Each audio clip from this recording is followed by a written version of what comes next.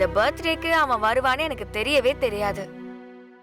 நீ பழனிசாமி அங்கிளை இன்வைட் பண்ணிருக்க, அவன் கூட வந்திருக்கான்.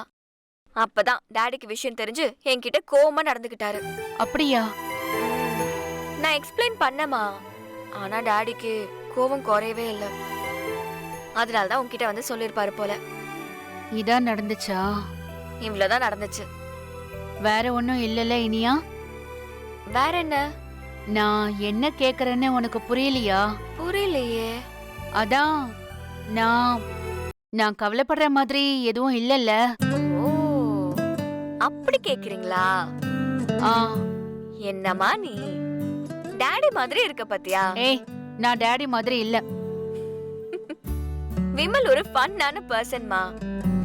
அன்னைக்கு உனக்கு காமிச்சல, மொக்க ஜோக்கெல்லாம் அனுப்புவான், அசைன்மெண்ட்னு சொன்னா ஹெல்ப் பண்ணுவான், சும்மா ஏதாச்சும் பேசுவான், அவ்வளவுதான். அதை தாண்டி அவன் எனக்கு எதுவுமே கிடையாது. விமலை நான் ஒரு ஃப்ரெண்ட் ஜோன்ல வச்சிருக்கேம்மா. அப்படி ஒரு ஆளை நான் உனக்கு மருமகனா கூட்டிட்டே வர மாட்டேன், சரியா? நீ கவலையே படாத. என்னடி மருமகனை கூட்டிட்டு வர அளவுக்கு வயசாயிடுச்சு உனக்கு? பேச்ச பாரு பேச்ச. சும்மா சொன்ன, டென்ஷன் ஆகாத. இத பாரு, நீ ரொம்ப விளையாட்டுத்தனத்தோட இருக்கன்னு எனக்கு புரியுது. ஆனா எல்லாருமே அதே விளையாட்டுத்தனத்தோட இருக்க மாட்டாங்க இனியா குட்டி. யார்கிட்ட பழகுனாலும் நாம கொஞ்சம் கண்ட்ரோல்டா இருக்கணும், புரியுதா? அவங்களுக்கு எல்லாம் ரொம்ப இடம் கொடுக்க கூடாது, சரியா? புரியுதுமா. நம்ம ரெண்டு குடும்பத்துக்குள்ளயும் ஒரு நல்ல அழகான உறவு இருக்கு.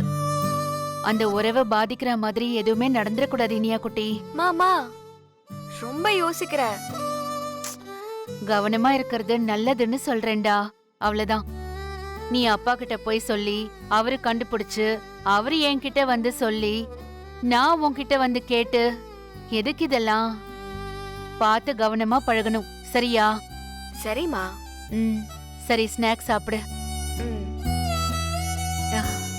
ஏய், அப்புறம் ரோஷன் ஏதோ ஒரு பொண்ணை ப்ரப்போஸ் பண்ண போறான்னு சொன்னல, அதுலலாம் நீ இன்வால்வ் ஆகாத இனியா குட்டி.